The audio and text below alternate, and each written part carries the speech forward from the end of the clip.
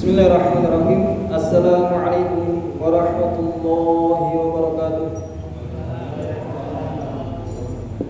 Innal hamdalillah nahmaduhu wa nasta'inuhu wa nastaghfiruh wa na'udzu billahi min shururi anfusina wa min syarri a'malina. May yahdihillahu fala mudilla lahu wa may yudlil fala hadiya lahu. Asyhadu an la ilaha illallah wahdahu la syarika lahu wa asyhadu anna sayyidana Muhammadan 'abduhu wa rasuluhu la nabiyya ba'dahu. Wa qala Allah ta'ala fil Qur'anil Karim, a'udzu billahi minasyaitonir rajim. Bismillahirrahmanirrahim. Ittaqullaha haqqa tuqatih wa la tamutunna illa wa antum muslimun. Al-ayat sadaqallahu alazim.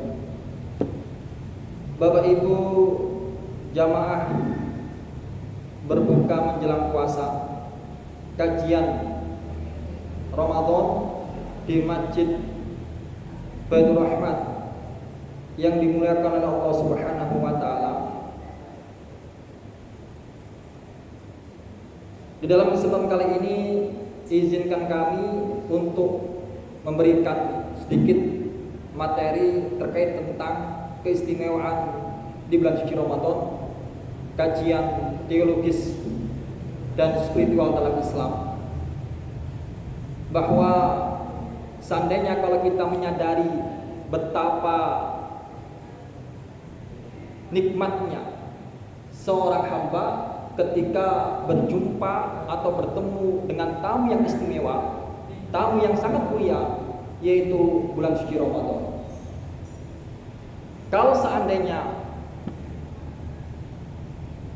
kita berpikir jernih, kemudian kita ilustrasikan dengan sebuah kejadian di mana kalau kita misalkan kita kedatangan tamu yang agung, tamu yang istimewa, tamu yang selama ini diidam-idamkan oleh semua orang, dan bahkan bisa dikatakan ini adalah seorang bintang atau pejabat publik. Kira-kira jenengan sedoyo pasti akan menyambut dan mempersiapkan dan bahkan membersihkan rumah yang kita tempati. Gimana Bapak? Kenapa demikian? Karena agar tamu yang kita harapkan nanti itu tidak kecewa ketika datang di rumah yang kita tempati, kemudian ketika beliau itu istirahat sejenak, dan kita sampai rela hati untuk memperbaiki perabotan rumah yang rusak hanya demi menyambut tamu tersebut. Lalu pertanyaannya adalah, kalau misalkan kita benturkan dengan keadaan sekarang, kita kedatangan tamu yang istimewa ini, yaitu bulan suci Ramadan, apakah kita sudah mempersiapkan hal itu semuanya? Apakah kita semuanya sudah semaksimal mungkin untuk menyambut kedatangan tamu yang istimewa ini?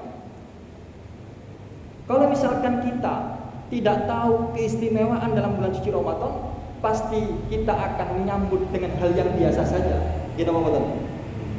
Karena kita nggak tahu keistimewaannya itu apa. Begitu pula dengan tamu yang akan datang ke rumah kita. Kalau tamunya hanya saya, Bapak, Ibu, datang menggani jenengan, hanya orang biasa seperti ini, pasti jenengan mau mempersiapkan dengan semaksimal mungkin. Kalau misalkan tamunya itu Pak Prabowo atau bintang film misalnya, pasti jenengan akan mempersiapkan dengan semaksimal mungkin. Nah, itu bedanya. Oleh sebab itu, izinkan kami di dalam kesempatan kali ini akan mengulas sedikit apa sih keistimewaan di dalam bulan suci Ramadan itu.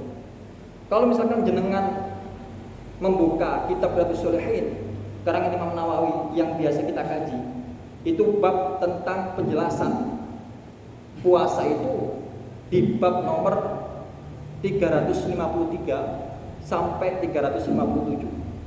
Itu menjelaskan tentang itu. Bulan Ramadan sering disebut dengan berbagai nama yang menggunakan keistimewaan. Disebut juga dengan Syahrul Adim, bulan yang penuh dengan keutamaan. Disebut juga dengan Syahrul Mubarakah, bulan yang penuh dengan keberkahan. Disebut juga syahrul tilawah, disebut juga dengan bulan yang kita penuhi dengan membaca Al-Quran. Disebut juga dengan syahrul syam, bulannya orang-orang berpuasa. Syahrul maghfirah, bulannya orang-orang yang mendapatkan ampunan, di mana ampunan ini Allah limpahkan betapa banyaknya terhadap orang yang beriman. Kemudian disebut juga dengan syahrul tarbiyah, bulannya untuk mendidik kita agar kita lebih memaknai hidup dengan sempurna. Lalu apa keistimewaan dalam bulan Ramadan? Yang pertama itu adalah bulan suci Ramadan merupakan bulan yang satu-satunya disebut di dalam Al-Quran. Jadi ada 12 bulan, tapi hanya bulan Ramadan yang disebut di dalam Al-Quran. Kalau jenengan membuka surat Al-Baqarah ayat 185, di situ Allah sebut syahrul Ramadan alladzi unzila fihi al-Quran, bulan Ramadan. Jadi bulan Ramadan adalah satu-satunya bulan yang disebut namanya di dalam Al-Quran. Sehingga inilah yang menjadi bulan Ramadan, bulan yang istimewa. Apakah bulan-bulan yang lain disebut? Kalau jenengan membuka surat At-Taubah ayat 36, inna iddatasyuhur indallah isna asyara syahrun. Sesungguhnya bulan di sisi Allah itu jumlahnya adalah 12 bulan. Tidak disebut secara eksplisit, tapi disebut secara umum. Mungkin ada satu kalimat yang disebut, yaitu Muharram. Kalimat Muharram itu disebut di Al-Quran sebanyak 4 kali. Akan tetapi itu tidak menunjukkan nama bulan Muharram, tapi menunjukkan arti yang diharamkan.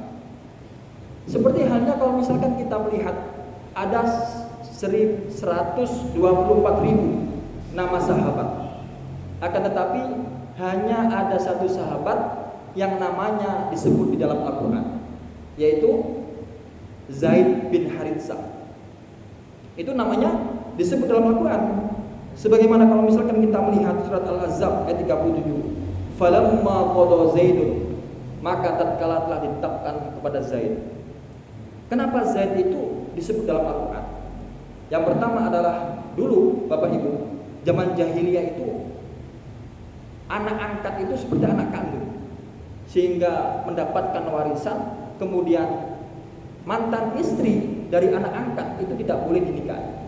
Lah Zaid ini itu adalah budak milik Siti Khadijah, kemudian diberikan hadiah kepada baginda Rasul, lalu oleh baginda Rasul dimerdekakan. Kemudian diangkat menjadi seorang anak sampai ia memiliki putra yang bernama Osama. Dan istrinya itu bernama Zainab binti Jasi. Itu istri Zaid. Baginda Rasul ini itu menikahi mantan istri dari anak angkatnya itu atas perintah Allah Subhanahu wa taala. Dan kenapa Zaid itu disebut di dalam Al-Quran? Berarti ini menunjukkan keistimewaan Zaid, sehingga Zaid itu adalah nama seorang sahabat satu-satunya yang disebut di dalam Al-Quran.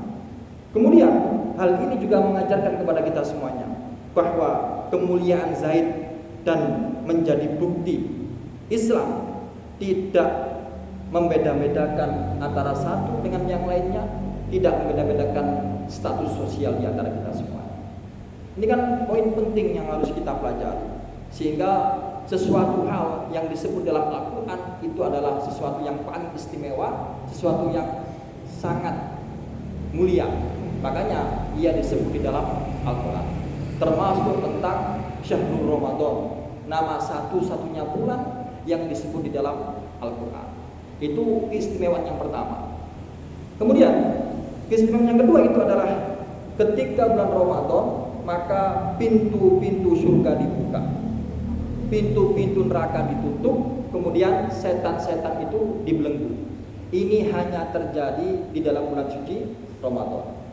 Sebagaimana baginda Rasulullah itu bersabda, "Idza jaa Ramadana futihat abwabul jannah."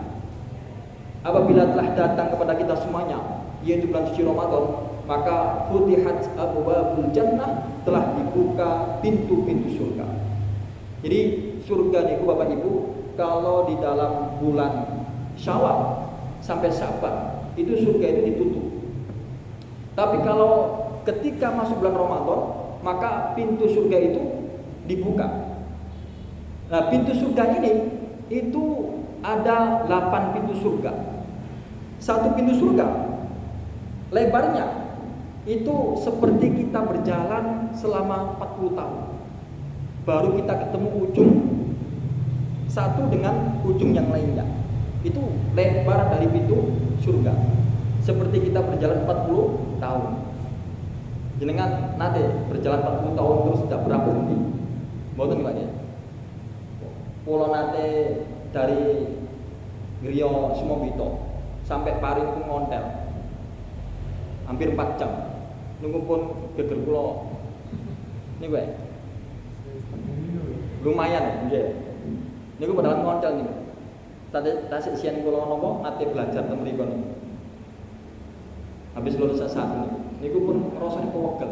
Lah niki surga itu pintu titik pintu satu dengan pintu berikutnya itu satu pintu niku luasnya sama saja kita berjalan 40 tahun. Akan tetapi Bapak Ibu, nanti di hari kiamat itu ternyata satu pintu surga itu sudah berdesak-desakan ketika masuk ke dalam surga. Karena betapa banyaknya umat manusia nanti yang akan masuk surga. Sehingga pintu surga itu ada 8 dan di bulan Ramadan pintu ini akan dibuka oleh Allah Subhanahu wa taala. Apa artinya? Memberikan kesempatan kepada kita semuanya untuk berbuat amal kebaikan. Lalu kemudian wa ghuliqat abwabun nar, dan pintu-pintu neraka itu ditutup rapat-rapat. Jadi di dalam bulan suci Ramadan pintu neraka itu ditutup. Akan tetapi di bulan Syawal sampai bulan Syaban pintu neraka itu dibuka. Dan jumlah pintu neraka itu ada 7 pintu. Apa artinya? Memberikan pelajaran pesan buat kita semuanya agar kita menghiasi diri untuk bertobat kepada Allah, untuk mendekatkan diri kepada Allah, agar Allah memberikan rahmatnya kepada kita semuanya. Lalu kemudian selanjutnya itu adalah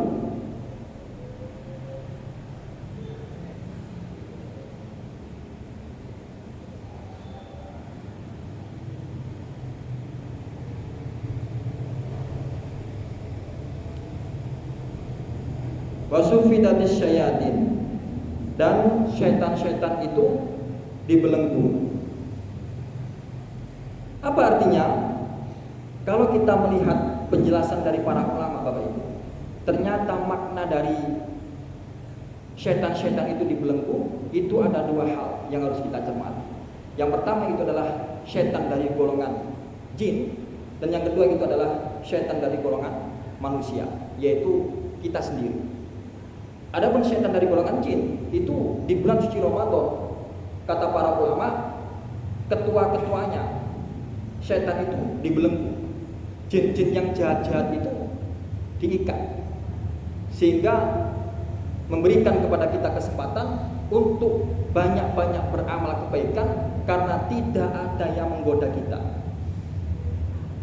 Lalu kemudian pertanyaannya adalah, kenapa masih ada orang yang berbuat maksiat atau masih ada orang yang melakukan amal keburukan? Nah, disinilah letak para ulama memberikan penjelasan bahwa yang dimaksud belenggu di sini dulu adalah syaitan dari golongan jin. Adapun syaitan dari golongan manusia, ini kita masih memiliki hawa nafsu. Dan ingat, hawa nafsu ini tidak ada yang merangkap, tidak ada yang mengikat.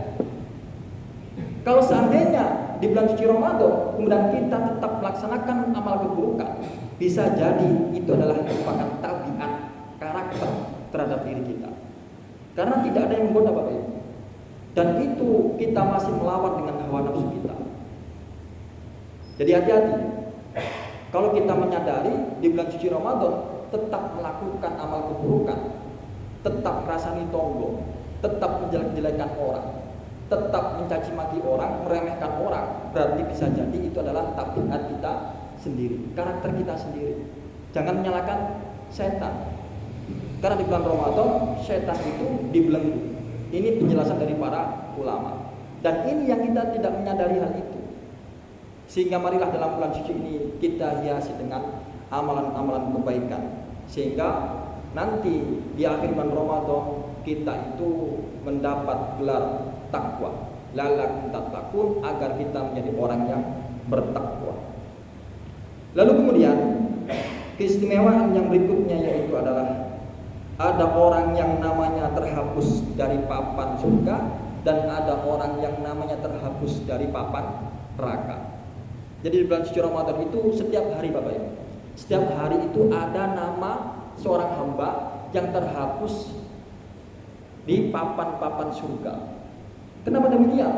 Karena baginda Rasulullah bersabda, kalau seandainya datang bulan suci Ramadan, kemudian kita tidak mendapatkan ampunan dari Allah Subhanahu wa taala, dan bulan Ramadan itu datang hanya berlalu begitu saja, maka sungguh telah rugi seseorang tersebut. Dan namanya itu akan terhapus. Jadi setiap malam itu ada nama seorang hamba yang terhapus dari antrian surga setiap harinya. Apa artinya? Berarti mempunyai potensi namanya itu hilang dari penduduk surga, kemudian beralih pindah terhadap penduduk neraka. Dan semoga kita tidak di dalam barisan kelompok tersebut. Lalu apa solusinya? Solusinya itu adalah Allah berfirman dalam surat Al-Baqarah, fastabiqul khairat. Maka berlomba-lombalah kalian semua itu dalam hal kebaikan. Sehingga dalam hal kebaikan kita dituntut untuk berlomba-lomba, dalam hal amalan soleh kita dituntut untuk senantiasa antusias, semangat dalam melakukan, mengerjakan amalan ibadah untuk mendekatkan diri kepada Allah. Ini adalah satu-satunya solusi agar nama kita tidak terhapus di pintu-pintu surga.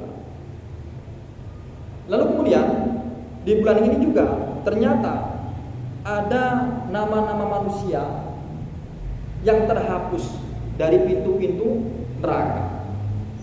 Nama-nama manusia ini yang terhapus itu siapa? Yaitu golongan orang-orang yang melaksanakan ibadah puasa dengan mengharapkan ridha Allah. Karena keimanan, karena keikhlasan, ia hanya mengharapkan ridha Allah, sehingga namanya terhapus dari pintu-pintu neraka.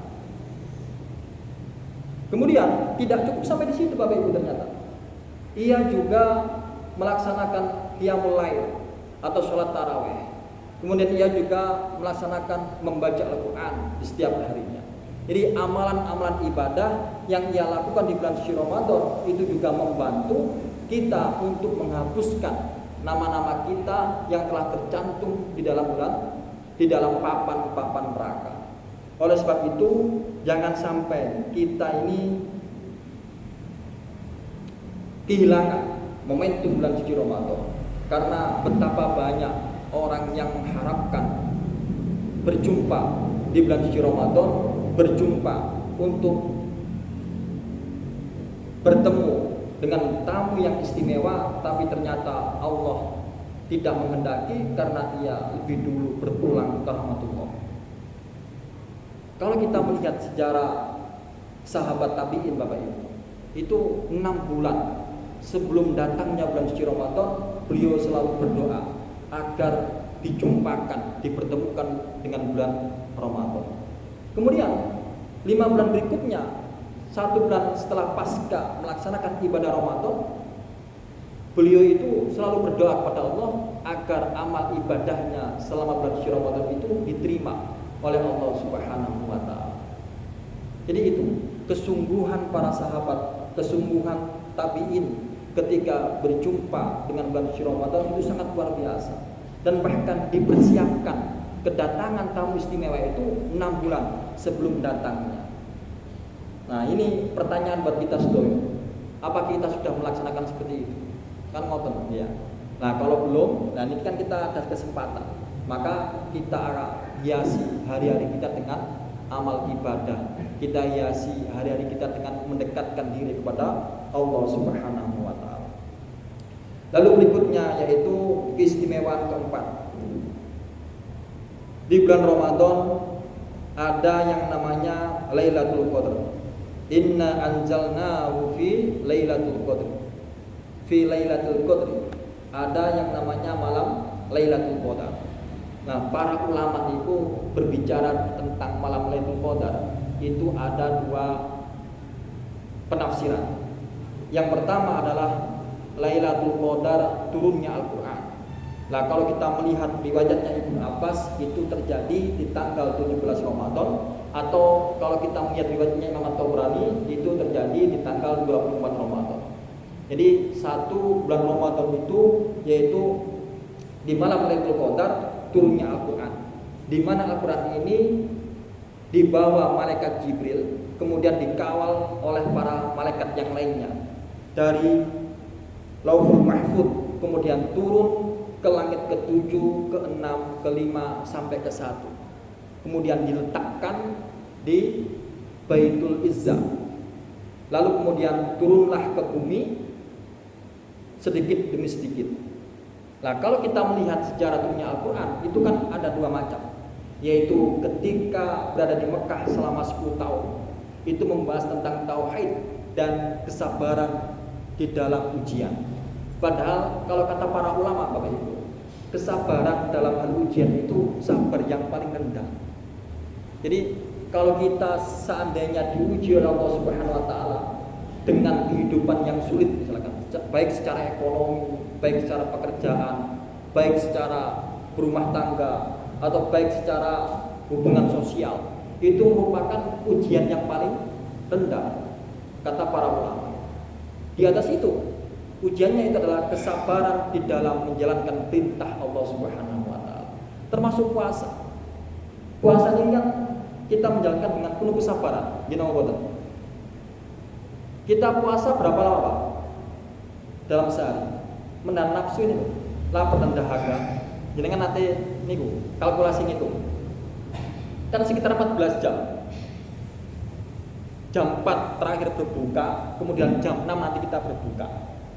Kalau kita hitung 14 jam menahan lapar dan dahaga, kemudian hanya 14 menit kita berbuka, ya, hanya 14 menit. Padahal kita menahan itu 14 jam.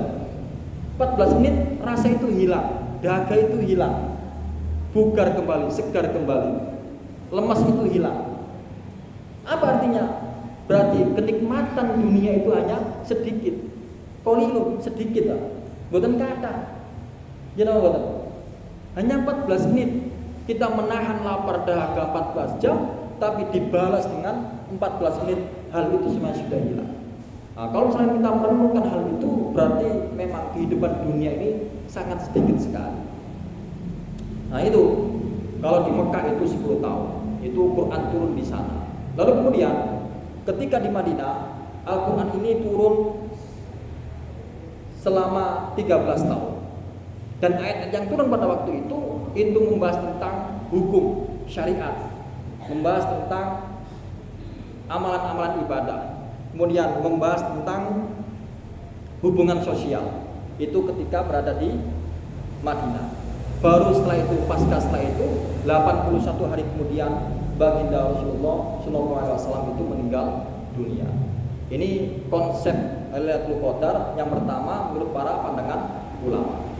Lalu kemudian yang kedua itu adalah turunnya para malaikat pada malam-malam ganjil di setiap Ramadan. Sebagaimana kalau misalkan kita pernah membaca di surat Al-Qadr itu kan dijelaskan di ayat 4, tanzilul malaikata waruh fiha bi'idzni rabbihim min kulli amr. Jadi malaikat turun pada waktu itu untuk mendoakan orang-orang yang mendekatkan diri kepada Allah, kemudian membawa rahmat, membawa ampunan, dan membawa keberkahan.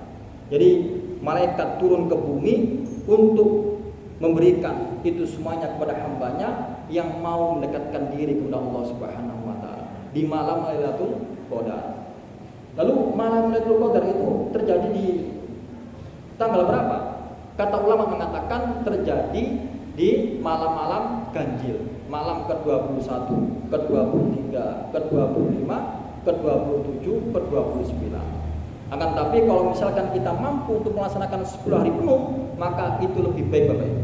Karena baginda Rasul itu biasanya ketika datangnya malam Lailatul Qadar, itu beliau mengencangkan ikat pinggangnya, mengencangkan ikat sarungnya. Apa artinya? Tidak menyentuh istrinya sama sekali, tidak berhubungan suami istri selama malam Lailatul Qadar, fokus beribadah kepada Allah Subhanahu wa taala. Dan bahkan istri-istrinya itu dibangunkan untuk diajak beritikaf untuk menjemput malam Lailatul Qadar. Jadi itu kebiasaannya baginda Rasulullah sallallahu alaihi wasallam. Kenapa demikian? Karena Lailatul Qadar khairun min alfi syahrin. Kan gitu di ayat sebelumnya itu. Jadi malam Lailatul Qadar itu bagi siapa seorang hamba yang mendapatkan malam Lailatul Qadar, maka ia akan mendapatkan seperti beribadah sebanyak 1000 bulan. Beribadah 1000 bulan itu sama dengan kita beribadah 83,3 tahun full beribadah. Kalau kita bandingkan umur umatnya Nabi Muhammad dengan umur para nabi terdahulu, itu kan jauh. Iya.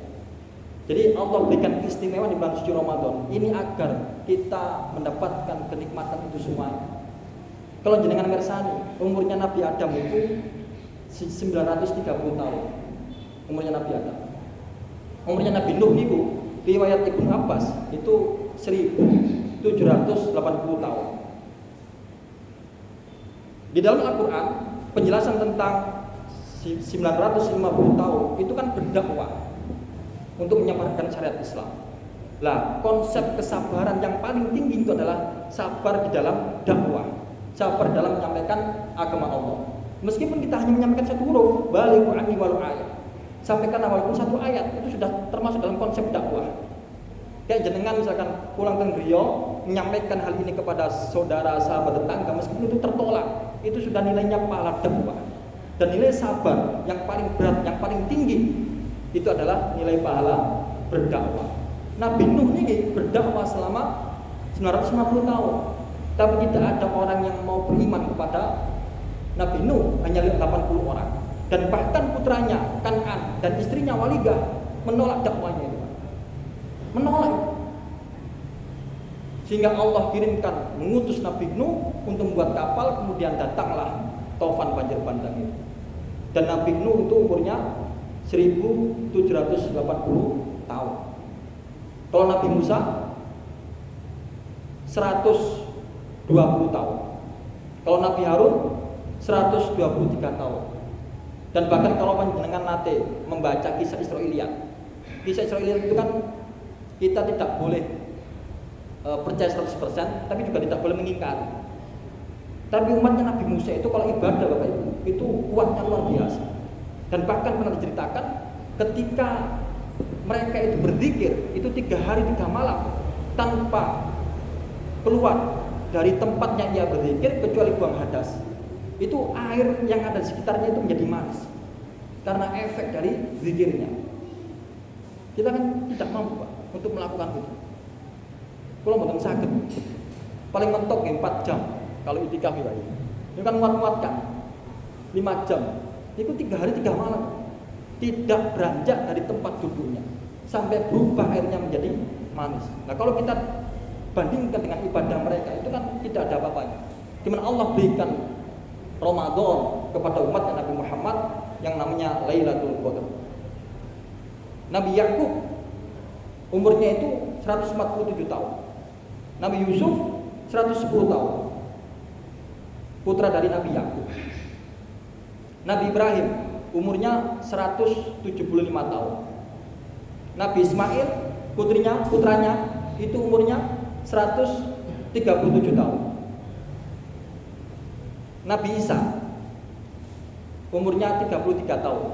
Kemudian diangkat oleh Allah Subhanahu wa taala ke langit. Nanti turun ketika Ya'juj Ma'juj itu. Kalau Nabi Muhammad umurnya berapa Bapak? 63 tahun ya. Nabi Muhammad, Abu Bakar, Umar itu umurnya 63 tahun. Hanya Utsman umurnya 80 tahun. Ini karena sering makan enak. Utsman kan yang sogeng ya. Sogeng pol. Boten iki bercanda mawon. Jadi hanya Utsman yang umurnya 80 tahun. Apa artinya? kalau misalkan kita sudah menyadari bahwa kita sudah ditakdirkan oleh Allah di umatnya Nabi Muhammad ini kan 63 tahun. Lebih dari itu berarti bonus.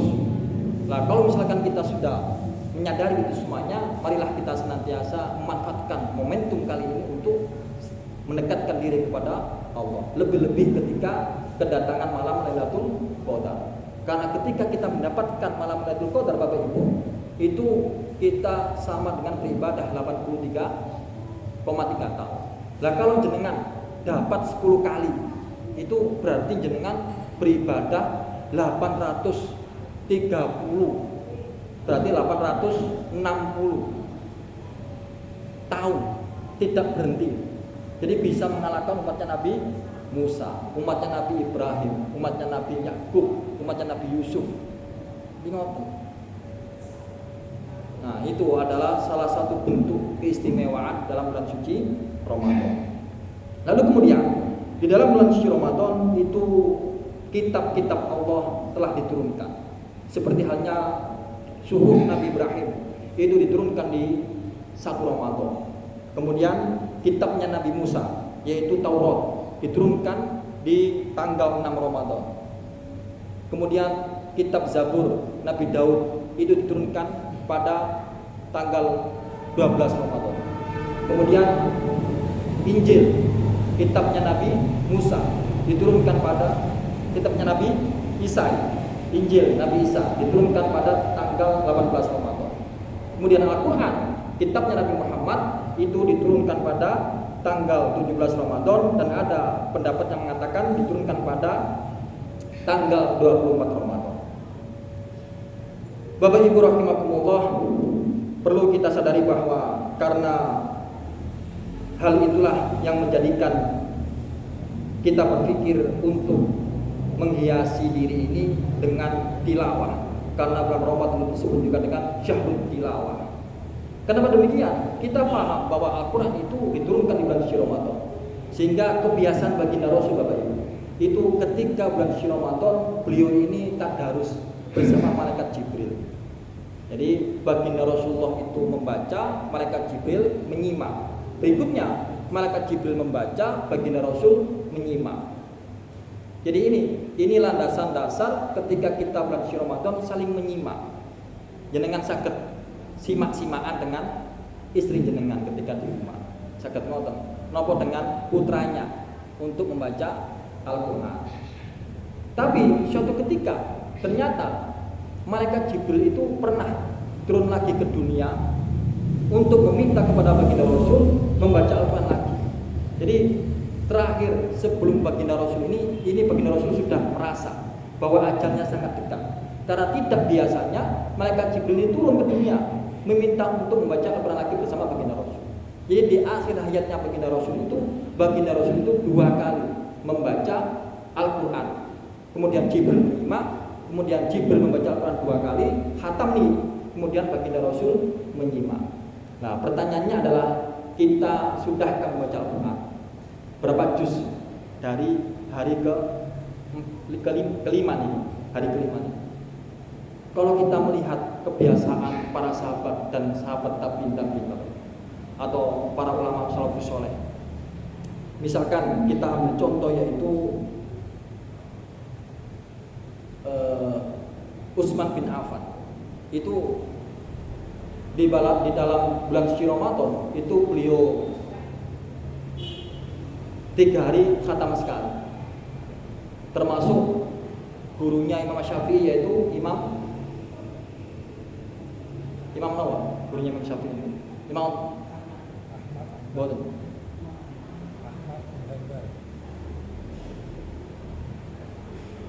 Imam Malik niku kalau di luar bulan suci Ramadan itu seminggu sekali khatam. Kalau di bulan suci Ramadan 3 hari khatam.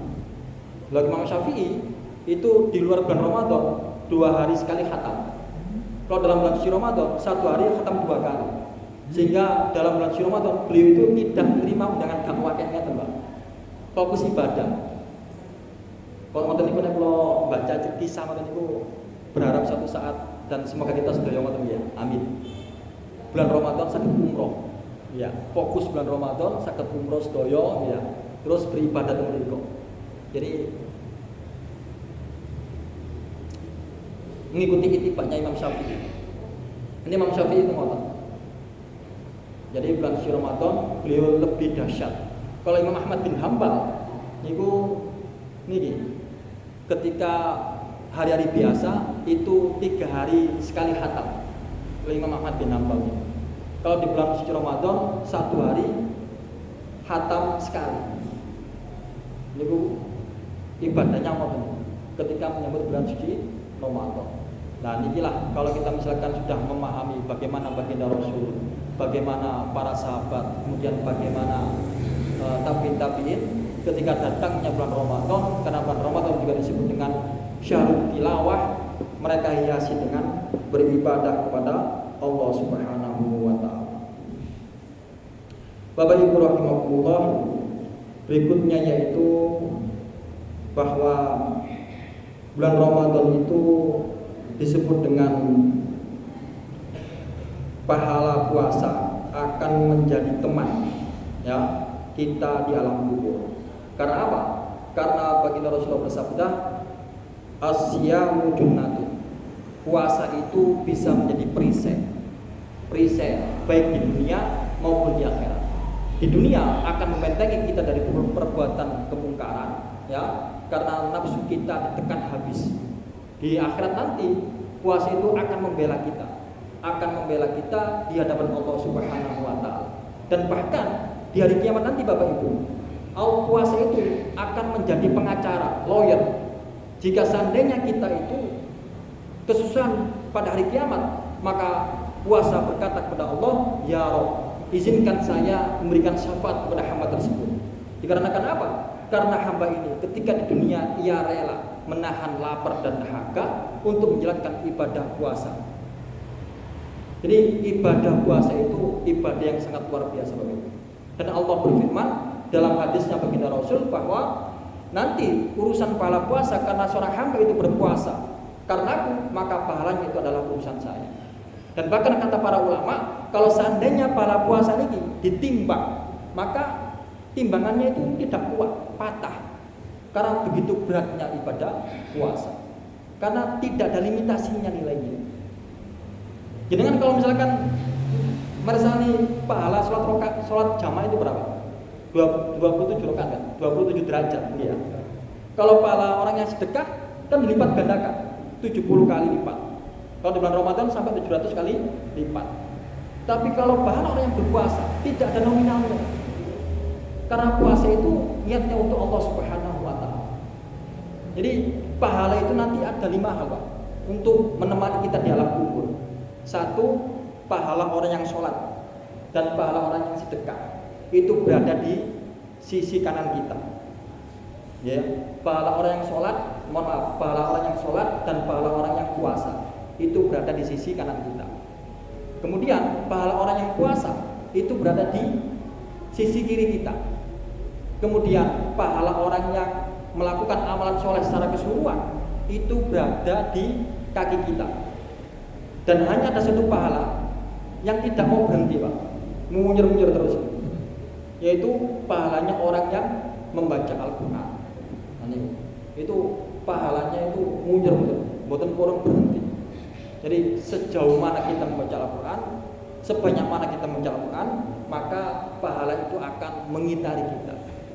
Itu kata baginda Rasul. Jadi pahala itu nanti akan menemani kita di alam barzakh, termasuk pahala orang yang melaksanakan ibadah puasa. Ini sampai sambil.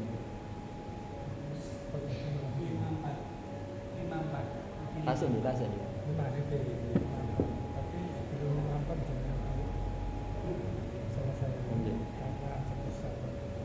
Oke, sedikit malih ya. Kemudian terakhir adalah bulan puasa disebut bulan yang istimewa, bulan Ramadan, dikarenakan di dalamnya itu ada syariat puasa. Sebagaimana hal ini Allah firmankan dalam surat Al-Baqarah ayat 183, kutiba alaikumussyam. Kemudian 185, faman syahida minkum asyhadu falyasum. maka hendaklah kalian itu berpuasa kepada Allah Subhanahu wa taala. Nah, kalau kita cermati ayat ini itu akan memberikan penjelasan kepada kita bahwa di situ kan ada bentuk fi'il amar, fal yasum. Apa artinya? Yaitu kalau fi'il amar dalam kaidah usul fikih itu menunjukkan arti wajib. Al aslu fil amril wujub. Asal dalam perintah itu adalah hukumnya wajib. Lah kita semuanya Bapak Ibu diperintahkan untuk berpuasa. Kecuali kalau kita dalam kondisi orang yang sudah renta dan tidak mampu untuk berpuasa sehingga harus membayar fidyah, atau orang hamil, wanita hamil atau menyusui itu juga harus membayar fidyah. Karena kita dalam kondisi sehat maka diharuskan, diwajibkan untuk beribadah puasa. Karena apa? Karena kalau kita paham betul bahwa ibadah puasa ini sifatnya itu rahasia. Jenengan kalau misalkan sholat itu kan diketahui orang. Jenengan misalkan sedekah itu juga diketahui orang. Meskipun kita sudah sembunyi-sembunyi misalkan, pasti ada orang yang tahu. Tapi kalau jenengan puasa, tidak ada orang yang tahu. Kecuali jenengan ngasih tahu, saya lagi puasa. Jadi nilai pahala puasa itu sifatnya rahasia. Makanya nilai pahala puasa itu Allah lipat gandakan dan nantinya urusannya itu hanya kepada Allah Subhanahu wa taala. Sebagaimana hal ini Allah firmankan melalui surat Az-Zumar, innama yuwaffi sabrun ajruhum bighairi hisab. Jadi pahala orang yang sabar di dalam menjalankan ibadah puasa itu bighairi hisab, dengan tanpa hisab, dengan tanpa batas. Karena begitu agungnya pahala puasa. Kemudian baginda Rasul juga bersabda, man shoma ramadhana imanan wa ihtisaban ghufira lahu ma taqaddama min dhanbi. Dan barang siapa yang telah berpuasa kepada Allah Subhanahu wa taala karena landasan iman, hanya iman dan hanya mengharapkan ridho Allah Subhanahu wa taala, tidak mengharapkan yang lainnya, tidak mengharapkan imbalan apapun, tapi hanya mengharapkan ridho Allah Subhanahu wa taala. Ingat, kata baginda Rasul, Allah itu akan mengampuni dosa-dosa kita baik yang telah lalu. Jadi inilah bentuk kemurahan Allah Subhanahu wa taala, bentuk kasih sayangnya Allah Subhanahu wa taala, bentuk Allah memberikan keistimewaan terhadap umat Nabi Muhammad SAW, yaitu Asyam Ramadan. Kemudian di situ ada yang namanya Lailatul Qadar. Mungkin hanya ini yang bisa saya sampaikan. Kurang lebihnya saya mohon maaf. Saya akhiri dengan bacaan kafaratul majlis bersama-sama. Subhanallah. Berikutnya saya berikan kepada Pak Arif, mungkin ada yang mau disampaikan. Kurang lebih saya mohon maaf.